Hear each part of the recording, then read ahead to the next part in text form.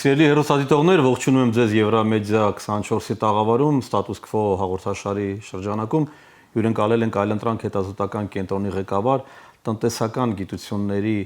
դոկտոր, պրոֆեսոր Թաթուլ Մանասարյանին։ Պարոն Մանասարյան, ողջունում եմ ձեզ։ Առաջ անգամ եք մեր տաղավարում։ Ոտքս բարի լինի ձեզ։ Շնորհակալություն։ Այսպես մի հարց։ Մի քանի օր առաջ լրատվության մեջ հայտնվեց մի տեղեկություն, ըստ որի Հայաստանը թողարկել է 750 միլիոնի պարտատոմս։ Իրականում, իհարկե, այնտեղ շատ մեկնաբանություններ եղան, բայց մի փոքր հասկանալի է ինչ նշանակում պարտատոմս, ինչ նշանակում 750 միլիոն, արդյոք սա լավ է թե վատ, եթե այսպես շատ պրիմիտիվ ձևակերպեմ հարցս։ Նախ շնորհակալություն հրավերի համար, ողջունում եմ եւ վստահ եմ, որ ակնդիրների ու կնդիրների թիվը գնալով կմեծանա։ Ինչ վերաբերում է այդ խնդրին, իրականում դա ընդունված է անվանել եվրոպարտատոմսեր եւ դրա տեղաբաշխումը որպես կանոն նախապես պայմանավորվածությունների հիման վրա է տեղի ունենում, այնպես չի, որ շուկայում շատ մեծ է պահանջարկը եւ մնում է թողարկել անմիջապես, ինչպես ամերիկյան պետական բոնդերը, այսինքն դա առնում են, այս ուղղակի հեռուստադիտողներին բացատրենք ինչ է դա, այսինքն դա ակցիաներ են, որոնք մարդիկ առնում են։ Դրանք պետական պարտատոմսեր են, որոնք թողարկում են Հայաստանի կառավարության, ավելի ճշգրիտ ֆինանսների նախարարության կողմից, կարճաժամկետ, միջնաժամկետ եւ երկարաժամկետ։ Դրանք իրականում կազմում են երկրի ներքին պետական պարտքը, որովհետեւ երկիրն է թողարկում դա։ Արտաքին պետական պարտքը, երբ վարկ ենք վերցնում փոխառու միջոցներ միջազգային կազմակերպություններից, արտերկրի կառավարություններից եւ այլն։ Հիմա սա մի քիչ խորամանկ քայլ է, որովհետեւ ըստ էության դա, երբ ասում ենք եվրոպարտատոմսեր, պարզ է, չէ, որ Հայաստանում չի սպառվում դա, այսինքն չեն վաճառվում, դա տեղաբաշխվում է դրսում։ Իրականում դա վերածվում է արտաքին պարտքի։ Եվ եթե շատ թափանցիկ չի տեղեկատվությունը, ինչպես միշտ եղել է, իհարկե կարելի է հետամուտ լինել եւ պարզել, բայց կարելի է ենթադրել, որ սովորաբար գնում են Հայաստանի պետական պարտատոմսերը դրսում այն շրջանակները, որոնք քաղաքական հետաքրքրություն ունեն Հայաստանի նկատմամբ։ Կամ այլ խոսքով ասած, որոշակի կախվածություն կա նաեւ Հայաստանը այդ ուժերից։ Ընդհանրապես, եթե վերցնենք փոխառու միջոցների տրամադրումը Հայաստանի Հանրապետությանը անկախության տարիներին եւ նույնիսկ ներդրումները, եթե վերցնենք Հայաստանի Հանրապետությունում, դրանք քաղաքականացված բնույթ են կրում։ Օրինակ դուք երբեք չեք հանդիպի, ասենք, չգիտեմ, ճապոնական ներդրումներ Հայաստանում կամ վարկ։ Ճապոնական դրամաշնորհ կարող եք հանդիպել։ Այո, որովհետեւ մարդիկ վստահության դեֆիցիտ ունեն, ցավոք սրտի։ Եվ ասում են, այո, եկեք մենք ձեզ տանք դրամաշնորհը, ինչ ուզում եք արեք, իհարկե այդքան էլ այդպես չի, ինչ որ ձևակերպումներ կան, որ այս նպատակով է կամ այն նպատակ։ Բայց վարկավորումը մի քիչ ավելի հստակ պայմաններ, պահանջներ է առաջ քաշում եւ հայտնի չէ որքանով դրանք կկատարվեն կամ ինչքանով վստահելի գործընկեր կլինի կայացած երկրների համար Հայաստանի Հանրապետությունը։ Եվ այս իմաստով շատ հարաբերական է ասել, թե ինքը ինչ ազդեցություն ունի կամ ինչ դերակատարություն ունի, որովհետև ներքին պետական պարտքը երբ աճում է, համեմատաբար մեր պայմաններում, դա համատաբար ավելի լավ երևույթ է դիտարկվում, որովհետև փոխառնվում են միջոցները, ազատ դրամական միջոցները բնակչությունից։ Եվ բնակչությունը, մեր երկրի քաղաքացիները չեն կարող պահանջներ դնել կառավարության առջև, ասել այ դուք այս պահանջները չկատարեք, մենք չենք տա կամ պետք է դուք անպայման սա անեք եւ մյուսը։ Կառավարությունն ինքն է առաջնահերթությունները որոշում, մինչդեռ արտաքին վարկերի դեպքում հայտնի է, որ օրինակ անկախության 35-րդ տարին է, որ հռչակել ենք, բայց մի քիչ ավելի պակաս անդամակցում ենք Համաշխարհային բանկին, Արժույթի միջազգային հիմնադրամին, այլ միջազգային ֆինանսական կառույցներին, բայց նրանցից եւ ոչ մեկը արտադրական ոլորտի համար վարկ չի տրամադրել։ Այսինքն անուղղակիորեն ուղղակիորեն չեն ասում, որ մի օգտագործեք արդյունաբերության զարգացման վրա, բայց քանի որ իրենք տալիս են հստակ նպատակների համար, չգիտեմ, սոցիալական ոլորտ, ինստիտուցիոնալ բարեփոխումներ, շատ չի հստակեցում հատկապես որ ինստիտուտների զարգացման համար եւ այլն, միլիարդավոր դոլարները կուտակվում են, բայց դրանցից դուք չեք գտնի նույնիսկ $500,000, որը ուղղված է Հայաստանի արդյունաբերության զարգացման, ինովացիաներին։ Պարոն Մասյան, բայց մի քիչ էլի զուտ ուղակի մեր հերոստատիտողների համար, այնպես չի որ ես մասնագետ եմ եւ շատ լավ այդ ամեն ինչի իսկապես հասկանում եմ, բայց այս 750 միլիոնը նախ ինչու դա հիմա որոշեցին անել, արդյոք այդտեղ կա ինչ-որ տարօրինակ կամ լավ բան, եւ երկրորդ իսկապես դրանից մենք կօգտվենք, թե դա ինչ-որ ավելի շատ դավադրական, այսպես ինչ-որ ծուղակներ են, որոնց մասին շատ խոսում են, որ դա ինչ-որ այն գումարն է, որը տրվելու է խաղաղության, չգիտեմ, դիմաց այդ պայմանագիր եւ լավ դա մի կողմ թողնենք, դա լավ է թե վատ է մեր տնտեսության համար։ Լավ է թե վատ է, կառավարությունը ինքը գիտի, որովհետեւ այս բանը չի հրապարակում ինչ նպատակների համար։ Դրա համար եմ ասում, եթե ներքին պարտքը դա համեմատաբար ավելի լավ է, որովհետեւ պահանջ չի դնում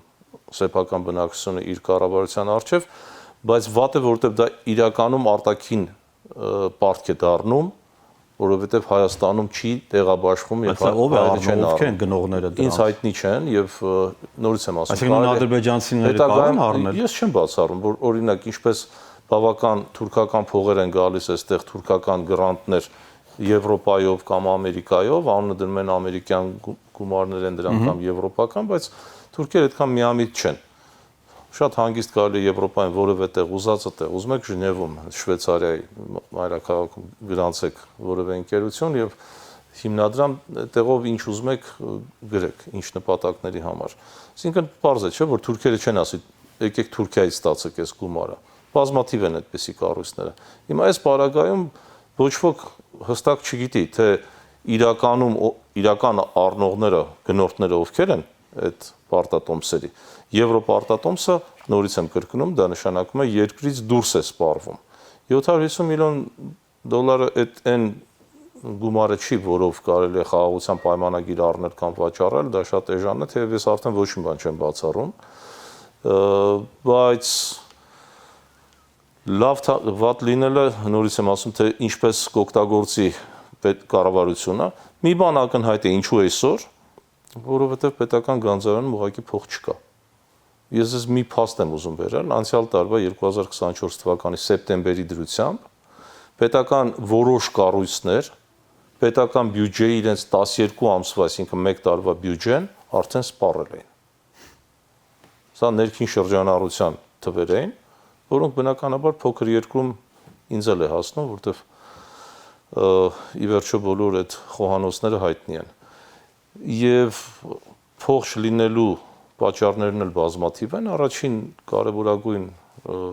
պատճառը, որ ես գոնե գիտեմ եւ դուք էլ գիտեք, դա ոչ արհեստավարժ մոտեցումն է տնտեսության կառավարման, ընդհանրապես պետության կառավարման։ Եվ այդտեղից վայրիվերումները շատ են, տեսեք 2022 թվական Հայաստանի Հանրապետություն ներհոսեց միայն պաշտոնական բանկային խողովակներով 5 միլիարդից ավելի դոլար, որ պատկերացնենք սա ինչ թիվ է, երբ Հայաստանում, ասենք ներդրումները, արտաքին ներդրումները, որովհետև ներքին ներդրումների հաշվառում չի իրականացնում մեր երկրում, մենակ ուրիշի փող ենք հաշվում, արտաքին ներդրումները ինչքան եղան, կարծես թե մեզ պարտք են, որ կան եւ ներդրում անեն։ Այդ ներդրումները եթե հանկարծ հասնում են 500 միլիոնի, հատուկ մամլո ասուլիս են հրավիրում էկոնոմիկայի նախարար կամ վարչապետ կամ այլ պաշտոնական անձինք, որ ցույց տան, որ ինչ հաջող տարի ենք մենք ունեցել եւ ինչքան շատ ներդրում։ Այսինքն 10-նապատիկ ավելի շատ գումար ներհոսել Հայաստան, սա հանգիստ կարող է քառապատկել, որտեղ որտեղից ինչ Ռուսաստանի Դաշնությունից, ռուս-ուկրաինական հակամարտության արդյունքում եւ այն էլ 8 ամիսների ընթացքում։ Եվ ինչ խողովակներ, այսինքն նկատի ունեք անհատները որոնք ուղարկում են, գումարը, որ իրենց հետ վերցել են, բերել են Հայաստանի։ Այդ ռելոկանտները եւ այլ եւ այլ։ Ռելոկանտները իբրև անհատներ, ռելոկանտները իբրև իրավաբանական անձինք, շատ լավ ձեզ հայտնի է տեղեկատվական տեխնոլոգիաների ընկերություններ, այլ մանր միջին որոնք գնացին որում։ Այո, որոնք գնացին կապիտալները հետները ոչ միայն գնացին եւ իրենց հետ տարան կապիտալը, այլ սա եւս հավաստի տվյալներ են հայկական բազմաթիվ ընկերություններ, այդ թվում եւ IT ոլորտից եւ այլ փոքր բիզնեսի իրենց հետ տարան հարևան Վրաստան եւ հարևան եւ ոչ հարևան այլ երկրներ։ Այսինքն մենք այստեղ չկարողացանք այն նվազագույն պայմանները ստեղծել, որպեսզի իրենք գոնե իրենց գումարներով, որ բերել են իրենց հետ, կարողանան բարենպաստ միջավայր ձևավորեն եւ իրենց համար եւ երևի ավելի լայն նայենք Պարոն Մասյան, դուք խոսեցիք ներդրումների մասին, սա ամենակարևորը, ես կարծում եմ, եւ ամենազգայուն թեմաներից մեկն է, քանի որ դուք էլ նաեւ նշեցիք, ինքը շահարկվում է քաղաքականապես, բոլոր կառավարությունները սիրում են գլուխ գովալ, ասել որ տեսեք մեր օրոք այս եղավ, այն եղավ, ներդրումը այդ ցուցիչներից մեկն է, որ լավ են աշխատում, բայց արդյոք իսկապես Հայաստանում ներդրումները արվում են, եթե այո, ինչ ծավալով եւ հիմնականում որ երկրներն են։ Մանավանդ որ նշում է, որ Հայաստանը գնում է դեպի Եվրամիություն, ես չլինելով տնտեսագետ միշտ ասում եմ, որ գնալ որևէ տեղ նշանակում է նախետեղից ունենալ ներդրումներ, այսինքն դու ինքդ էլ պիտի իրենց հետ տնտեսական կախվածություններ կամ որոշակի նախագծեր ունենաս։ Մենք որքան ինձ հայտնի է, մենք չունենք նման։ Արդյոք ես ճիշտ եմ թե սխալ։ Շատ ճիշտ է դիտարկումը։ Ես տեսեք, երբ նայում եմ եվրամոլներին, ոչ թե եվրոպամետներին, որտեղ շատ նորմալ է, երբ մարդ ինչ որ մի մոտեցում ունենա, արևելք, արևմուտք, հյուսիս, հարավ եւ այլն, շատ նորմալ է, բայց երբ որ չափազանցնում են եւ դառնում է ոչ թե մետ, այլ մոլ, ֆանատիկությունն է, էլի։ Ուզում ես հարցնել, թե ինչու հատկապես հիմա,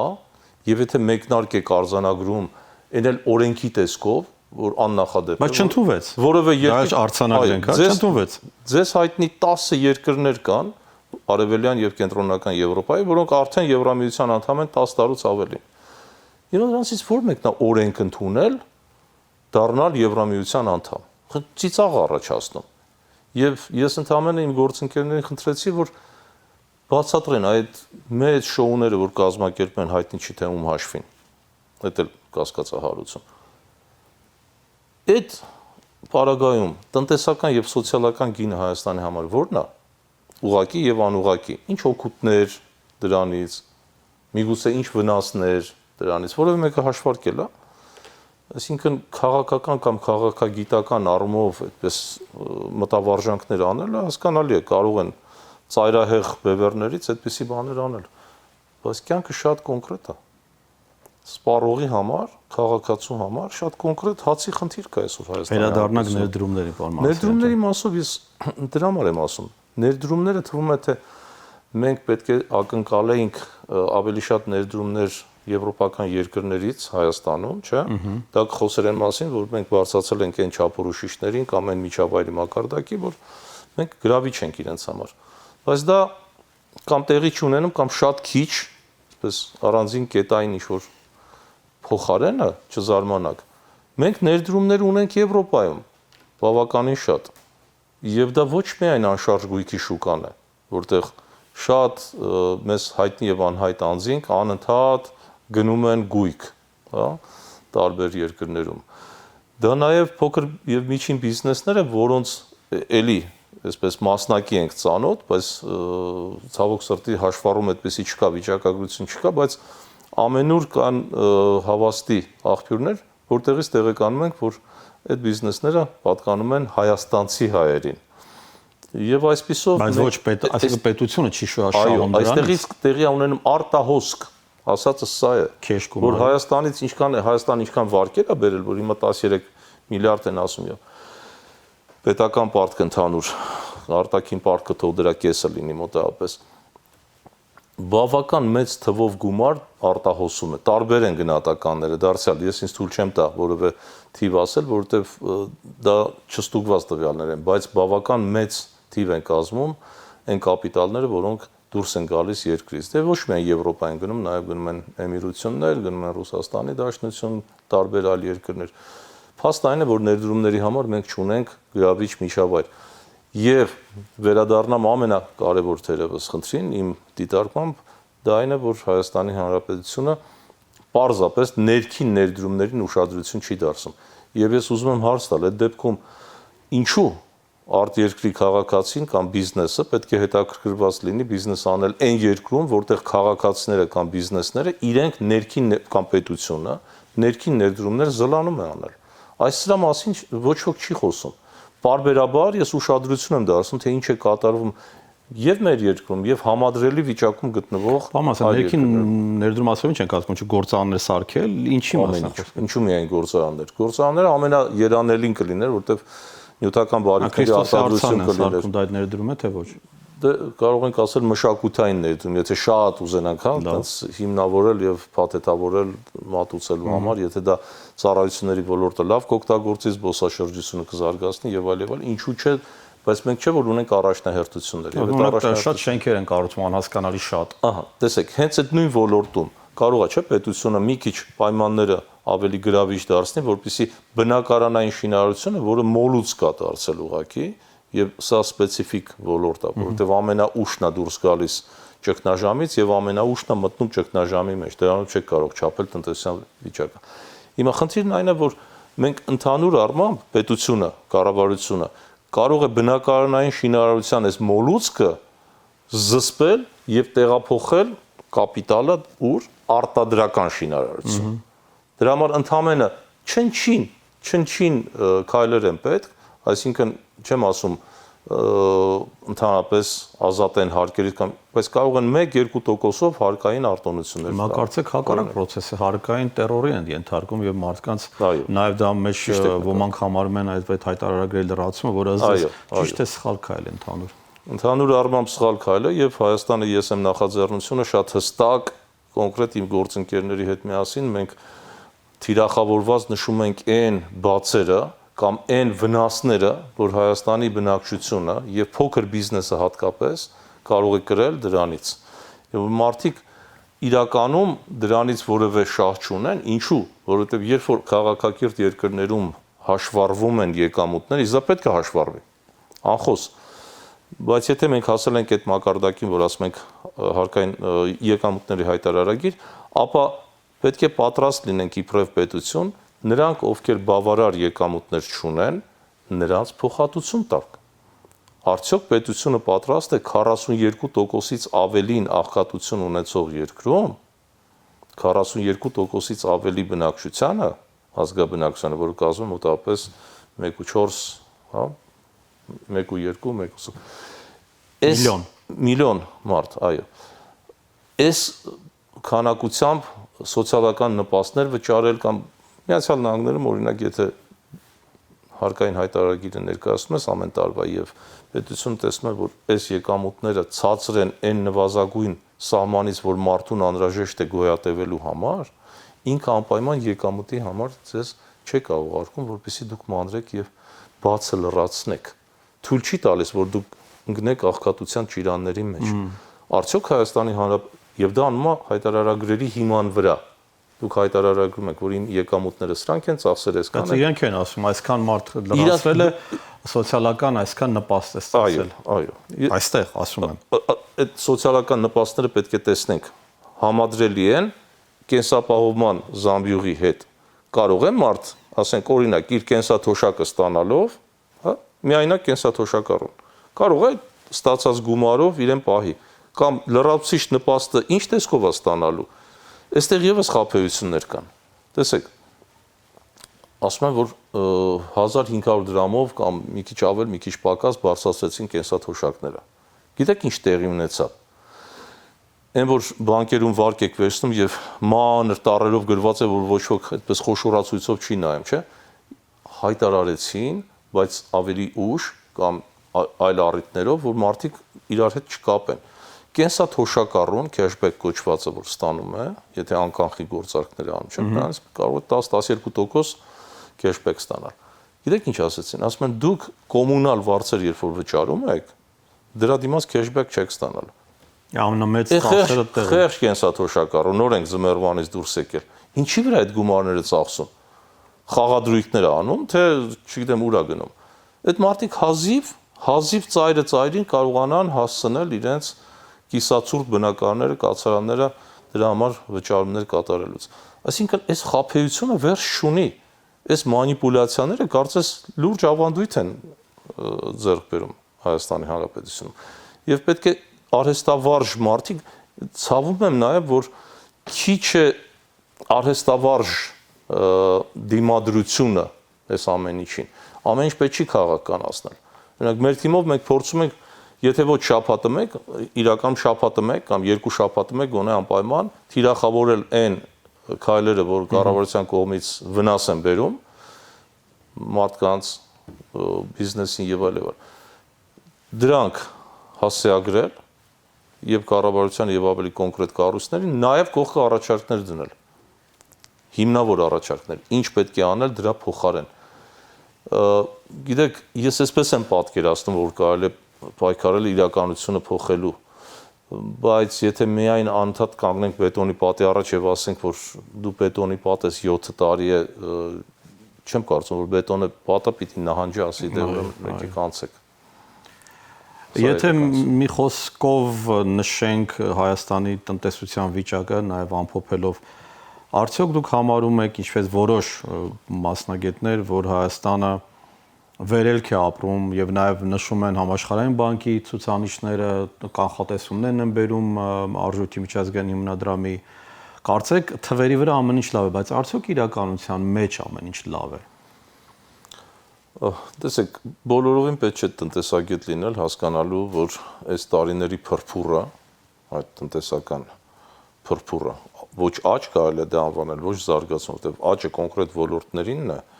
իսկ վերարտահանումը ոչ մի կերպ չի կարելի ոչ զարգացում ասել, ոչ աճ։ Ինչն է աճում։ Ինչն է աճում։ Աճում է ընդհանուր այս ապրանքաշրջանառությունը, որը վիրտուալ տնտեսություն է, հա, Հայաստանի հետ որևէ առնչություն չունի։ Առանձին գումարները չեն մտնում Հայաստան։ Ինչի՞ չեն մտնում։ Առանձին մարդկանց գրպաններն են մտնում։ Շատ հստակ, կոնկրետ անձանց։ Հիմա շատ չպրիմիտիվացնենք եւ չասենք թե Պողոսը, Պետրոսը, Մարտիրոսը, թե Կիրակոսը, կապ չունի, հետո դրանցից ի՞նչ տարբերություն։ Այն երկիրն է համարում զարգացող կամ զարգացած, որտեղ առանձին ոլորտներում գրանցվող տնտեսական աճը, առանձին ոլորտներով կամ ամբողջ տնտեսության մասշտաբով գրանցված 1%, 2%, 3%, Եվրոպայում նայեք ինչա։ Ինքը թարգմանվում է մարդկային զարգացման, այսինքն այդ աճից պարզ քաղաքացիները սոցիալական բարելավում են ունենում։ Եվ եթե դա տեղի չի ունենում, երամսյա մեկ անգամ եվրոպական երկրներում, ասենք, կարող է ինդեքսավորվի եկամուտը, աշխատավարձը։ Եթե արժեզրկվում է փողը, եթե գնաճ կա, որը հաստատ գերազանցել առաջին անհրաժեշտության ապրանքների նկատի ունենք, որը գերազանցում է եկամուտները, անպայման առանց մարդկանց խնդրելու դիմելու ինդեքսավորվում եւ բարձրացվում են եկամուտները։ Այլ կերպ հնարավոր չէ, որովհետեւ տրամաբանությունից դուրս կլինի մարդկանց մենակ թողնել։ Արդյոք դա անում ենք Հայաստանի Հանրապետություն, պետք է ազնիվ լինել։ Ես այդ թմբկահարումները անպարկեշտություն եմ համարում։ Եվ ինչա Համաշխարհային բանկը դա չի տեսնում։ Համաշխարհային բանկը պարկեշտ է հարցում։ Պարկեշտ է այդ հարցում։ Մենք արդեն կարծում սկսել ենք վերանայել մեր մոտեցումները ընդհանրապես աշխարհին։ Առաջ մեզ համար դրանք ինչ-որ անհասանելի ինստիտուտներ են, որոնց մասին միայն մենք կարող ենք երազել, բայց հիմա մենք տեսնում ենք, որ նույն մարդիկ են, հիմնական նույն բյուրոկրատներն են, հիմնական նույն աճփակողներն են, որոնց ոմանց որոշ մասը նաև ինչու՞ չէ կոռուպցիայի մեջ թաղված է կամ կառավարության հետ են աշխատում իրենք, մեզ հետ չեն աշխատում, կառավարության հետ են աշխատում եւ մի բան էլ ձեզ ասեմ։ Այն իդեալները, որ այդ կառույցների մեջ դրեց Ջոն Մեյնարդ Քեյնսը, հայտնի բրիտանացի տնտեսագետ, Քեյնսյան հեղափոխություն, Քեյնսյան տեսություն բոլորը գիտեն։ Քչերը գիտեն, որ ինքն է հեղինակը, եւ հատուկ դա մշակված էր ծրագիրը օգնելու պատերազմին մասնակցած երկրներին, այդ թվում այն ժամանակ նաև Խորհրդային Միության համար էր նախատեսված, որպեսզի վերականգնեին քայքայված տնտեսությունները եւ մի դեպքում փոխարժեքները կայունացներ արժույթի միջազգային հիմնադրամը։ Մյուս կողմից Համաշխարհային բանկը, որ այն ժամանակ 44-ին կոչվում էր վերակառուցման զարգացման միջազգային բանկ, նա էր կարողանալ վարկեր տրամադրել թիրախավորված ուրեմն պրոյեկտներ, ծրագրեր իրականացնելու համար։ Ինչի են վերածվել այսօր այդ ինստիտուտները։ Առանց ավելորդ այսպես երկչոտության կարելի ասել, որ այո, ես գնահատում եմ, որ այդ կառույցները դեռ կան, բայց շատ կուզենայի, որ իրենք ծառայեն այն նպատակին, ինչի համար Քեյնսը ստեղծեց դրանք։ Կոռուպցիան այնտեղ ոչ միայն չի բացառվում, արդեն ակնհայտ է, արդեն մենք խոսեցինք դրա մասին, եթե սոցիալական էլեմենտը հաշվի չի առնում եւ եթե այդ կառույցները զարգ չեն տալիս տնտեսության զարգացման, արդյունաբերության արտադրության համար, վարկավորում չեն իրականացնում, Ինչի մասն է խոսքը։ Այսինքն ինստիտուցիոնալ բարեփոխումները անում եք սոված փորով մարդկանց համար կամ